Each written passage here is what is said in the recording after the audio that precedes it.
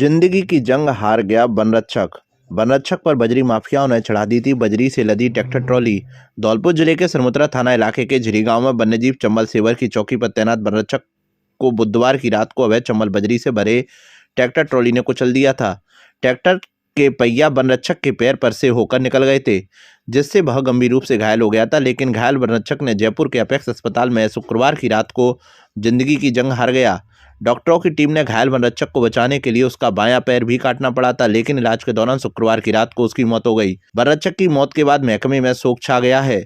बता दें कि सरमुत्रा उपखंड क्षेत्र के क्षेत्रीय वन अधिकारी वन्यजीव देवेंद्र सिंह ने सरमुत्रा पुलिस थाने पर दर्ज कराई गई रिपोर्ट में बताया था कि 8 जनवरी 2026 की रात्रि 12:30 बजे नाका झिरी रेंज चंबल सेवर के वनपाल बने सिंह ने फोन पर अवगत कराया था कि नाका झिरी रेंज वन्यजीव चंबल सेवर पर तैनात वनरक्षक जितेंद्र सिंह शेखावत को अवैध बजरी खनन माफियाओं द्वारा ट्रैक्टर ट्रॉली चढ़ाकर मारने की कोशिश की और बुरी तरह जख्मी अवस्था में है।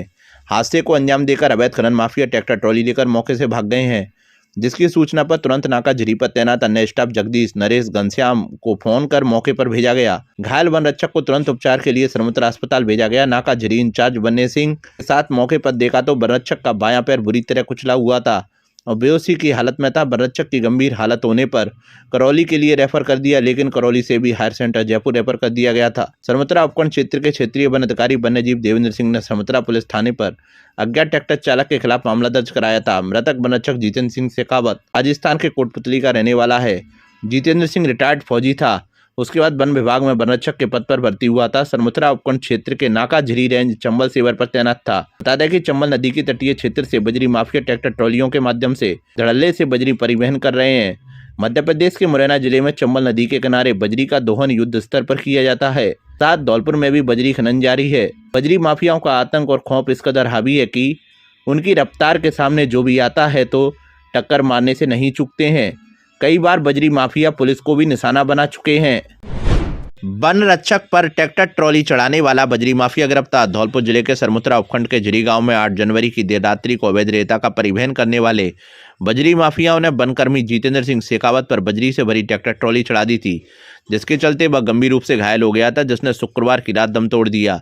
उसी जानलेवा प्रकरण में सरमुत्रा थाना पुलिस ने कार्रवाई करते हुए आरोपी बजरी माफिया को गिरफ्तार कर लिया है। थाना प्रभारी हरेंद्र सिंह ने बताया कि आरोपी बजरी माफिया रामसेवक उर्फ चालू पुत्र रामजीलाल गुर्जर निवासी चिल्लीपुरा मजरा कस्बा नगर थाना भसईडांग की पहचान करने के बाद उसे गिरफ्तार कर लिया है, जिससे उसके अन्य साथियों के बारे में पूछताछ की जा रही है। अतिरिक्त पुलिस अधीक्षक वैभव शर्मा ने बताया कि 8 जनवरी को करीब 12:30 बजे वनरक्षक जितेंद्र सिंह शेखावत नाका झिरी रेंज वन्यजीव चंबल सेवर पर बजरी माफिया ने ट्रैक्टर ट्रॉली चढ़ा दी थी, जिससे उसका पैर बुरी तरह से कुचल गया था, जिससे इलाज के दौरान शुक्रवार रात को मौत हो गई। बजरी माफिया के अन्य साथियों की तलाश अभी जारी है। कार्रवाई के दौरान अतिरिक्त पुलिस अधीक्षक कमल कुमार जांगीड़, सीओ सरमुत्रा नरेंद्र सिंह, थाना प्रभारी सोना गुर्जा, कैलाश सिंह सहित अन्य पुलिसकर्मी मौजूद रहे। दिनांक 8/1/26 को रेंजर देवेंद्र सिंह जी हैं, उन्होंने एक रिपोर्ट दी थी कि जितेंद्र सिंह शेखावत जो वन्यकर्मी हैं उन पर वो एक अवैध बजरी के ट्रैक्टर के खिलाफ कार्रवाई कर रहे थे। उन पर उस ट्रैक्टर चालक ने जान के मारने की नीयत से उनको दुर्घटना की उनकी और उन पर ट्रैक्टर को चढ़ा दिया जान के मारने की नीयत से, जिससे उनका पैर बुरी तरह क्षतिग्रस्त हो गया है और उनको करौली अस्पताल से जयपुर रेफर किया गया है। इस सूचना पर प्रकरण पंजीबद्ध किया गया। प्रकरण का जो मुख्य आरोपी है रामसेवक भसईडांग थाना क्षेत्र का रहने वाला है, उसको गिरफ्तार कर लिया गया है और प्रकरण में शेष जो इसके सहयोगी हैं उन पर उनकी तलाश जारी है और प्रकरण में अनुसंधान जारी है। खेत से घर लौट रही महिला की टक्कर से मौत। धौलपुर जिले के धौली थाना क्षेत्र के सहजपुर गांव में शुक्रवार को एक सड़क हादसे में 55 वर्षीय महिला की मौत हो गई। हादसा उस समय हुआ जब महिला सड़क पार कर रही थी, जहां तेज रफ्तार किसी अज्ञात वाहन ने टक्कर मार दी। मृतका की पहचान सहजपुर निवासी 55 वर्षीय राम कटोरी पत्नी मेघश्याम शर्मा के रूप में हुई है। परिजनों के अनुसार राम कटोरी शुक्रवार दोपहर खेत से काम निपटाकर वापस लौट रही थी। इसी दौरान गांव के पास सड़क पार करते समय तेज गति से आ रहे वाहन ने उन्हें टक्कर मार दी, जिससे वह गंभीर रूप से घायल हो गई। हादसे के तुरंत बाद परिजन मौके पर पहुंचे और घायल अवस्था में राम कटोरी को इलाज के लिए मुरैना अस्पताल ले गए, जहां से प्राथमिकी उपचार के बाद चिकित्सकों ने उसे जिला अस्पताल धौलपुर रेफर कर दिया। जिला अस्पताल पहुंचने पर डॉक्टरों ने जांच के बाद महिला राम कटोरी को मृत घोषित कर दिया। तहरीर मिलने के बाद शनिवार को पुलिस ने पोस्टमार्टम करवाकर सब परिजनों को सुपुर्द कर दिया है।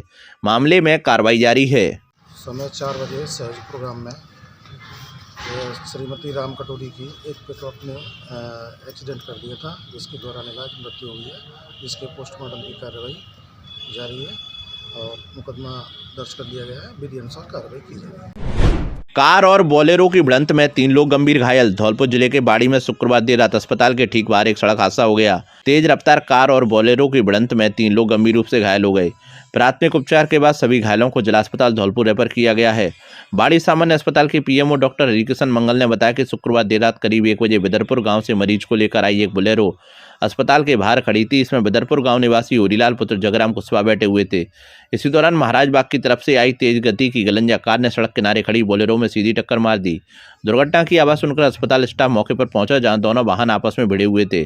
कार में बैठे 2 घायलों को लोगों ने बाहर निकाला, अस्पताल में भर्ती कराया। घायलों में कार सवार विवेक पुत्र राजेश कुशवाहा और सोनू पुत्र प्रेम सिंह कुशवाहा शामिल हैं। बोलेरो सवार होरीलाल पुत्र जगराम कुशवाहा भी घायल हुए। तीनों घायलों की हालत गंभीर होने पर उन्हें प्राथमिक उपचार के बाद जिला अस्पताल धौलपुर रेफर किया गया। घटना की सूचना पर पहुंची कोतवाली पुलिस मामले की जांच कर रही है। दोनों क्षतिग्रस्त वाहनों को क्रेन द्वारा हटाकर टाउन चौकी परिसर पहुंचाया गया है। फिलहाल घायलों का उपचार जिला अस्पताल धौलपुर में जारी है। बाड़ी कोतवाली पुलिस मामले की जांच कर रही है। बेकाबू ट्रक की टक्कर से कार सवार एक युवक की मौत, एक गंभीर रूप से घायल। धौलपुर जिले के मनिया थाना क्षेत्र में शुक्रवार देर शाम करीब 7 बजे नेशनल हाईवे 44 पर एक दर्दनाक सड़क हादसा हुआ, जहां कार सवार 2 युवकों को तेज रफ्तार एक ट्रक ने टक्कर मार दी।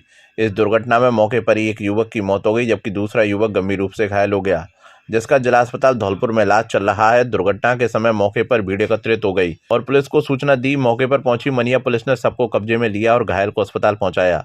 वहीं हाईवे से वाहनों को हटाकर यातायात को सुचारू किया गया। मनिया थाना प्रभारी नीरज कुमार ने बताया कि नेशनल हाईवे स्थित इंडियन ऑयल पेट्रोल पंप पर सुगा के बाग के पास धौलपुर की तरफ से आ रही एक वैगनार कार को बेकाबू ट्रक ने टक्कर मारी है, जिसमें मुरैना निवासी 25 वर्षीय राहुल गोयल की मौके पर ही मौत हो गई, जबकि उसका रिश्तेदार भाई 23 वर्षीय सुमित गर्ग गंभीर रूप से घायल हो गया।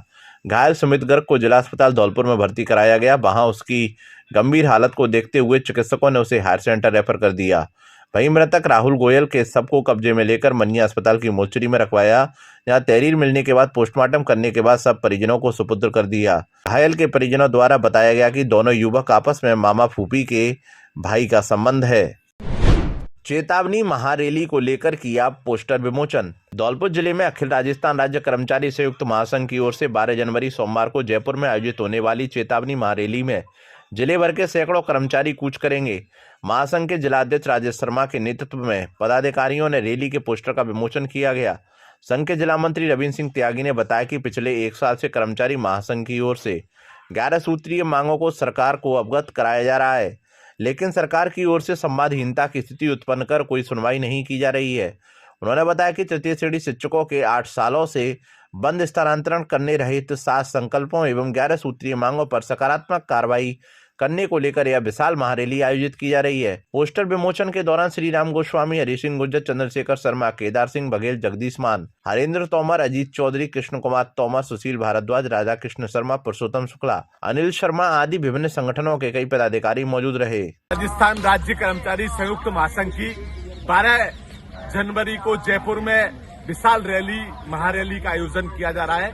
धौलपुर में कर्मचारी महासंघ की ओर से आज रैली के पोस्टर का विमोचन करते हुए बड़ी संख्या में जिले के सैकड़ों की तादाद में कर्मचारी इस रैली में जयपुर शिरकत करेंगे।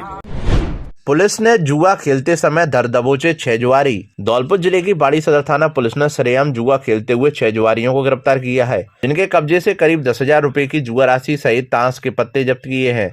थाना प्रभारी मोहर सिंह ने बताया कि शुक्रवार शाम को रिंग रोड नहर निधारा रोड के पास कार्रवाई की गई, जहां जुआ खेलते हुए 6 जुआरियों तौसिफ पुत्र शहीद खान निवासी संतारस पाड़ा बाड़ी, कासिम पुत्र नियाजुद्दीन निवासी संतरा पाड़ा बाड़ी, पारत पुत्र मुरारीलाल गुर्जर निवासी गुर्जरपाड़ा बाड़ी, संजय पुत्र लियाकत मनिहार निवासी हवेली पाड़ा बाड़ी, सोनू पुत्र कल्ला निवासी तुलसीवन रोड बाड़ी और आमिर पुत्र महमूद निवासी संतारस पाड़ा बाड़ी को गिरफ्तार किया है। मौके पर जिनके कब्जे से 10,100 रुपए की जुआ राशि सहित ताश के पत्तों को जब्त किया गया है।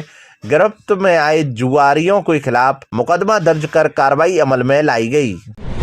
पटवारियों ने की अंतर जिला स्थानांतरण की मांग। धौलपुर जिले के बाड़ी में राजस्थान पटवार संघ के सदस्यों ने अंतर जिला स्थानांतरण की मांग को लेकर प्रबंधक राजस्व मंडल अजमेर के नाम एक ज्ञापन तहसीलदार मुकेश कुमार मीणा को सौंपा है। ज्ञापन में प्रशासनिक सुधार एवं समन्वयक विभाग राजस्थान द्वारा 30 दिसंबर से 15 जनवरी तक स्थानांतरण से हटाए गए प्रतिबंध के दौरान पटवारियों के अंतर जिला स्थानांतरण की मांग की गई है। राजस्थान पटवार संघ के अध्यक्ष वीरेंद्र सिंह गुर्जर ने बताया कि 2021-22 बैच में नियुक्त हुए पटवारियों का मार्च 2024 में हुए अंतर जिला स्थानांतरण में तबादला नहीं किया गया। इसका कारण उनका परिवीक्षा काल पूरा न होना बताया गया था। पटवारी पिछले 4 सालों से राजस्थान के विभिन्न जिलों में कार्यरत हैं। उन्होंने बताया कि वर्तमान में प्रशासनिक सुधार एवं समन्वयक विभाग ने 30 दिसंबर से 15 जनवरी तक स्थानांतरण पर लगे प्रतिबंध को हटा दिया है।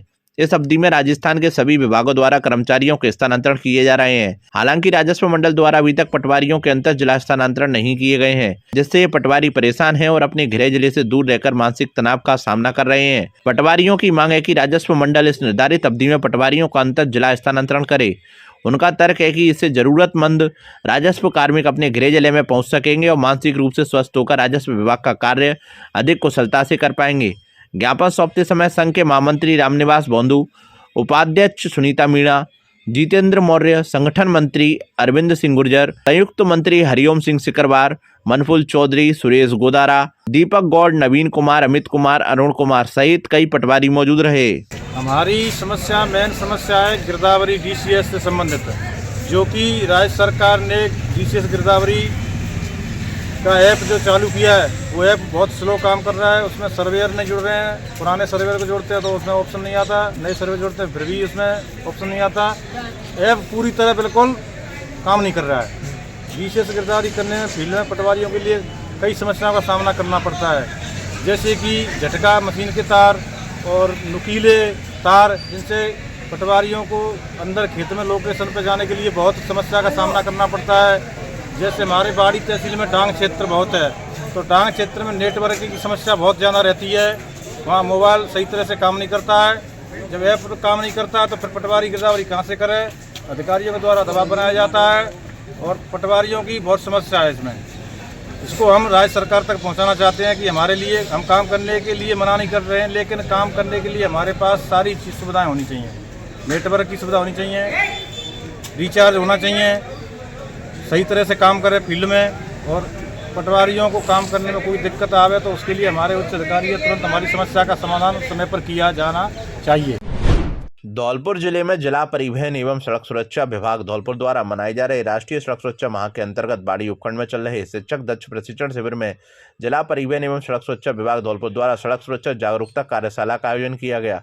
कार्यशाला को संबोधित करते हुए परिवहन निरीक्षक श्रीकांत कुमावत ने कहा कि शिक्षक ही विद्यार्थी के भविष्य का निर्धारण करते हैं, वह समाज को नई रोशनी दिखाने का कार्य करते हैं। उन्होंने कहा कि शिक्षक यदि अपने छात्रों को यातायात नियमों की पालना के लिए नियमित प्रेरित करेंगे तो छात्र यातायात नियमों की जरूर पालन करेंगे। उन्होंने कहा कि प्रत्येक छात्र के जीवन में शिक्षक की महत्वपूर्ण भूमिका होती है। उन्होंने कहा कि हमारा उद्देश्य विभिन्न आयोजनों के माध्यम से यातायात नियमों की जागरूकता को जन जन तक पहुंचाने का है।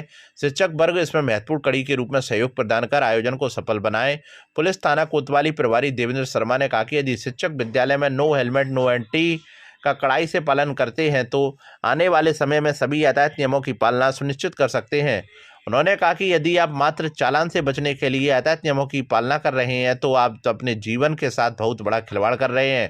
उन्होंने कहा कि बाड़ी में यातायात पुलिसकर्मियों द्वारा लगातार समझाइश अभियान चलाया जा रहा है और चालान की कार्रवाई भी की जा रही है, मगर फिर भी लोग यातायात नियमों का नियमित रूप से पालन नहीं कर रहे हैं। उन्होंने कहा कि शिक्षक नियमों की पालना करने में महत्वपूर्ण कड़ी के रूप में सहयोग प्रदान कर सकते हैं। हमारे द्वारा आपके बीच इस आयोजन को करने का उद्देश्य यही है कि आप अपने विद्यार्थियों को नियमों की पालना के लिए प्रेरित करें। इस अवसर पर शिक्षक दक्ष प्रशिक्षक शिविर प्रभारी घनश्याम मीणा, ब्रजेंद्र बाबरिया, नरेंद्र वर्मा, शशि परमार, प्रियंका डाका, देवेंद्र सिंह, अजय शर्मा व अजीत चौधरी मुख्य रूप से उपस्थित थे। परिवहन विभाग की ओर से सभी शिक्षकों को यातायात नियमों की पालना को लेकर शपथ ग्रहण कराई गई। पुलिस थाना कोतवाली द्वारा इस अवसर पर no helmet no entry post का विमोचन किया गया। समारोह के दौरान यातायात कर्मी मुख्य रूप से उपस्थित रहे, जिन्होंने यातायात नियमों के बारे में विस्तृत रूप से जानकारी दी। परिवहन व्यक्तियों से सीख से सुरक्षा, टेक्नोलॉजी से परिवर्तन विषय पर निजी स्कूल से निबंध प्रतियोगिता का आयोजन किया गया, जिसमें सबसे अधिक विद्यार्थियों ने अपनी भागीदारी निभाई। मनरेगा बचाओ महासंग्राम को लेकर कांग्रेस के विधायकों ने की प्रेस वार्ता।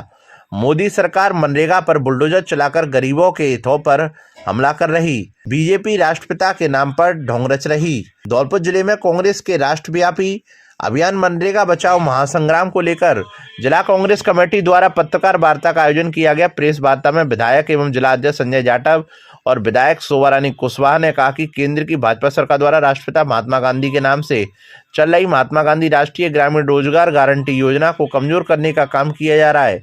मनरेगा का नाम और उद्देश्य से बदलाव कर रोजगार की गारंटी खत्म करने की साजिश की जा रही है। बीजेपी सरकार के इस कदम से गरीब, मजदूर, किसान, दलित, पिछड़े वर्ग और बेरोजगार वर्ग सबसे अधिक प्रभावित होंगे। उन्होंने कहा कि ग्रामीण क्षेत्र की 80 करोड़ जनता का रोजगार छीना जा रहा है। विधायक संजय जाटव ने कहा कि मोदी सरकार मनरेगा पर बुलडोजर चलाकर गरीबों के हितों पर हमला कर रही है और कांग्रेस इसे किसी भी सूरत में बर्दाश्त नहीं करेगी। जिले में मनरेगा बचाओ संग्राम जन जागरण अभियान आगामी 45 दिनों तक बूथ स्तर तक चलाया जाएगा। कांग्रेस गरीबों के हक के लिए सड़क से लेकर संसद तक लड़ेगी। केंद्र सरकार ने मनरेगा के मूल स्वरूप को खत्म कर दिया है और राष्ट्रपिता महात्मा गांधी इस देश की आत्मा है, उनको हटाकर या राष्ट्रपिता महात्मा गांधी के ग्राम स्वराज की परिकल्पना को सार्थक होने नहीं देना चाहता। उन्होंने कहा कि 11 जनवरी को मनरेगा बचाओ अभियान को लेकर गांधी पार्क में धरना देकर उपवास किया जाएगा। इसके बाद 12 से 29 जनवरी तक गांव से लेकर डाणियों में जाकर आमजन को जागरूक करने का काम करेंगे। को विदित है कि एआईसीसी और पीसीसी की डायरेक्शन में आज पूरे राजस्थान के अंदर हमारे जिला मुख्यालयों पे प्रेस कॉन्फ्रेंस के माध्यम के द्वारा हम लोग हमारे गरीब जनता, हमारे गरीब भाइयों को जगाने का हम काम कर रहे हैं। आज इस प्रेस कॉन्फ्रेंस में हमारे संगठन प्रभारी जिले के प्रभारी अजीत यादव जी हैं, हमारे धौलपुर की विधायक शोभा रानी जी हैं, हमारे पूर्व जिला अध्यक्ष जी बैठे हुए हैं। उनके माध्यम से और मीडिया के आए हुए बंधुओं के माध्यम से हम जो मनरेगा का नाम बदल करके इन लोगों ने विकसित भारत गारंटी फॉर रोजगार एंड आजीविका मिशन जिन्होंने रखा है नाम, बीबीजी राम जी। मेरा आपके माध्यम से एक निवेदन है कि जब मनरेगा के अंदर हमारे राष्ट्रपिता, हमारे बापूजी का नाम था महात्मा गांधी, जिन्हें हम राष्ट्रपिता कहते हैं, आज भारतीय जनता पार्टी कितना ढोंग और स्वांग रच रही है कि उनके नाम को मिटा दिया गया। हम सिर्फ इतना पूछना चाहते हैं कि भाई हमारे जो हिंदुस्तान की 140 करोड़ की पॉपुलेशन है उसमें आज समथिंग 80 करोड़ जनसंख्या ग्रामीण क्षेत्र की है, गरीब परिवारों की है, दलितों की है और सभी वर्ग की है उसके अंदर। तो उनका अधिकार क्यों छीना गया है? आज आप देख रहे होंगे कि इन्होंने बीबीजी राम जी के नरेगा के बीबीजी राम जी जो नाम रखा है नरेगा का, इन्होंने उसके अकॉर्डिंग ना तो न्यूनतम मजदूरी है, ना लोगों को इसके अंदर उनका हक और रोजगार मिल रहा है, कोई गारंटी नहीं है। हम आपसे पूछना चाहते हैं आपके माध्यम से कि आपने जो हमारे गरीब मजदूर भाई थे उनके काम को अधिकार को क्यों छीना? दूसरा, आपकी न्यूनतम मजदूरी क्या है? आपने अगर देखा होगा मनरेगा का तो इसका हर 1 अप्रैल को कंज्यूमर प्राइम इंडेक्स के अकॉर्डिंग इनमें बढ़ोतरी हुआ करती थी। आज राजस्थान के अंदर 285 रुपये न्यूनतम मजदूरी है। मजदूरी किसकी? लेबर की, बिल्कुल। और आज आप देख सकते हैं कि इसके अंदर जो एक्ट के अंदर कोई भी न्यूनतम मजदूरी का प्रावधान नहीं रखा है। तीसरा, अटल बिहारी वाजपेयी जी या हमारे राजीव गांधी जी, महात्मा गांधी जी का पूर्ण सपना था कि ग्राम स्वराज का। आज इन्होंने ग्राम पंचायतों को बिल्कुल उनके हक को छीन लिया, बिल्कुल उनका इसको दरकिनार कर दिया। पहले मनरेगा का जो भी अमेंडमेंट बनता था एक्ट के अकॉर्डिंग, ग्राम पंचायत अपने बेस पे ग्राम सभा करके अपने ग्रामीण जो गांव का विकास करती थी वो नरेगा के द्वारा करती थी। और चौथा, 60-40 का उन्होंने जो रेशो रखा है, आप देख सकते हैं कि राज्यों की आर्थिक स्थिति कितनी बदहाल है। आज पेंशन तक नहीं मिल रही है और 40% उन्होंने राज्यों पे वित्तीय भार डाल दिया। तो आप समझ सकते हैं कि नरेगा मिलेगा कैसे। ये तो वो कहानी हो गई कि भाई अपने मित्रों को ग्राम पंचायत पे ठेकेदार बैठा दिए, अपने मन चाहते सरपंच को मन चाहते जगह पे काम देंगे।